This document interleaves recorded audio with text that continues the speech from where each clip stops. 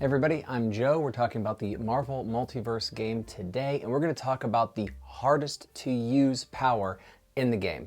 Here we go. One of the best parts about being a game master in any system is choosing your favorite mechanics in the game and building a villain around getting to use that ability. This allows us to play around and have high-level monsters and villains that do interesting stuff and that challenge our players in interesting ways.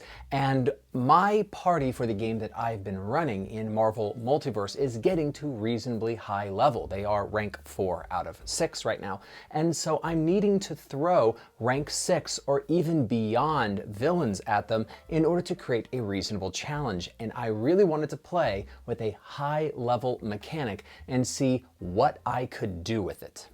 The mechanic that is in question today is in 2 different powers that are in 2 different power sets, and it looks like it would be incredibly fun to play with as either a villain or as a character, and it is the possession mechanic. There are 2 types of possession, and they work in the same way. There is telepathic possession, which is in the telepathy power set, and there is the possession power, which is in the magic power set. They work in the same way effectively, and so we can treat them as the same ability that you can get through one of 2 different paths, but the result is the same: the ability to completely take over the body of another character, to possess them and to be able to do pretty much, ideally, whatever you want.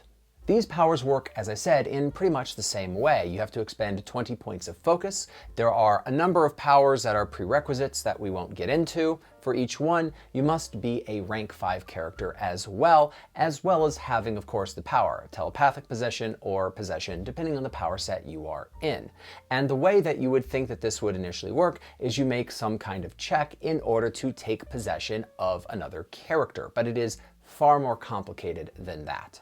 First, there is the check in order to see if the possession can happen. And we start off with a big requirement. The target must have 0 focus left. That's right, you have to take this character down to 0 focus in order for this to even have a possibility of working. We're gonna come back to that in a moment, but let's assume that we have a target and we have reduced the focus to 0.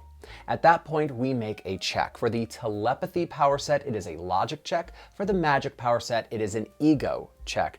And right there is an interesting difference. The telepathy power set is going to rely on logic, and there are only 2 power sets in the game that do so. As a result, most characters dump their logic score, and so I believe that telepathic possession would be a little bit easier to pull off as a result of this. But either way, you make a check, and upon a success, you take possession of the character. Now, one thing you would be sorely tempted to do is to use this character to fight your other enemies. But anytime that you tell the possessed person to actually attack somebody, they get to make an additional check to try to break out of the possession. And they have an edge on it if you're asking them to harm themselves. So getting somebody to turn around and fight their allies or throw themselves out of a window is actually very difficult to get to happen. One final point on breaking out of the possession: if the possessed character has the heroic tag, in other words, if they are a PC, they get an additional edge, and edges do stack, on the check to get out of the possession. So taking control of somebody and having them actually fight your enemies is pretty difficult to pull off and is likely to end at any given point. And in order to make it happen, you have to reduce that character to 0 focus. So how do we actually reduce somebody to 0 focus?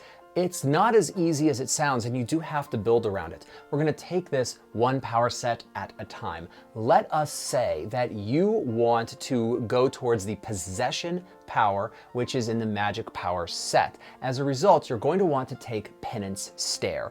Penance Stare is a pretty cool power, and I like it. You make an ego attack against somebody, and they take focus damage. Upon a fantastic success, they take double damage and are paralyzed for 1 round, which is nice. However, they do take half damage if they have the heroic tag. So it's a little bit difficult to use this to really reduce focus substantially. If you are inside of the magic power set and trying to reduce focus, Brain Drain is the other major power that you'd probably want to use. You make an ego attack against a vigilance score, and upon a success, the target takes focus damage, and potentially you heal a certain amount of focus as well. This does not have the rider that the damage is halved when the character is heroic, but it also does not have the rider that they are paralyzed upon a fantastic success. I would default to using Brain Drain because my goal here is not paralysis. My goal is actually to reduce focus to 0 so that I can possess the target. Let's say that you are in the telepathy power set and you want to go towards telepathic possession. Well, then your best bet is Mental Punch. Mental Punch you can take right away at rank 1, and it has no prerequisites, it's an instant, and it costs no focus in order to use this, which is pretty nice. You make a melee attack against a target, and upon a success, they take focus damage instead of health. And if you have a fantastic success, they take double the focus damage and are stunned. Now, the benefit of this is you can start doing it right away, and it is going to do some nice focus damage, which will scale with your character. However, we have the problem that it is a melee-based attack. So now this character needs to bump up their melee stat as well as their logic stat. So that's a pretty multiple attribute dependent or mad character to get this to work. So while the telepathy power set is actually very difficult to get it to use the ability to drain focus, and going into the magic power set requires yet another stat, in that case, ego, the benefit of the telepathy power set is that you have some things that are way easier to use than telepathic possession or domination, and that is command and orders. Each one of these is predicated on using a telepathic link, which is just an action to establish a mental connection with somebody, and you do have to make a logic check in order to make a telepathic link if the target is unwilling. So this does take a full round of combat to set up. Ideally, you would be able to do this outside of combat, but with command, you can simply spend 5 points of focus and make a logic-based check, and upon a success you can command that target for what their next action is. They get trouble on that check if it is a check to actually harm somebody, but you could get them to just reduce their action economy to 0. Orders is very similar, except that it is an action you tell them to do that can take place over the course of an hour. It is actually very difficult to use focus reduction powers in combat, and there's a lot of reasons why. The first reason is that as you reduce someone's focus, they are still perfectly capable of attacking you. Unlike health, if they hit 0, they can still attack you, albeit with trouble. And there's even a trait that characters can take, which allows them to attack and do checks as normal if focus has hit 0. They just can't willingly spend focus. So it's pretty easy to get around this. And if you're trying to shatter somebody, you have to do twice as much focus damage as you would have to do of health damage, which is incredibly difficult to pull off. Secondly, the reading of damage reduction in the core rulebook does not indicate that damage reduction is only for health damage. I think this is a little weird because the shield powers are going to do health damage reduction, which makes sense, but by reading of damage reduction, it simply says that it reduces any damage coming in, and focus damage is a type of damage. So weirdly, the sturdy powers or the shield powers reduce focus damage as well by a strict reading of the core rulebook.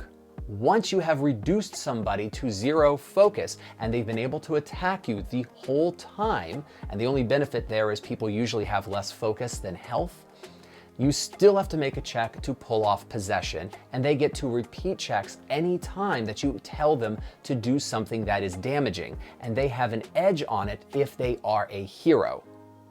So how do we actually use this ability? I'm going to argue that this is not really a combat ability. It has too many steps to go through that are too difficult to pull off and too many chances to go wrong or to end prematurely for this to really be effective in combat.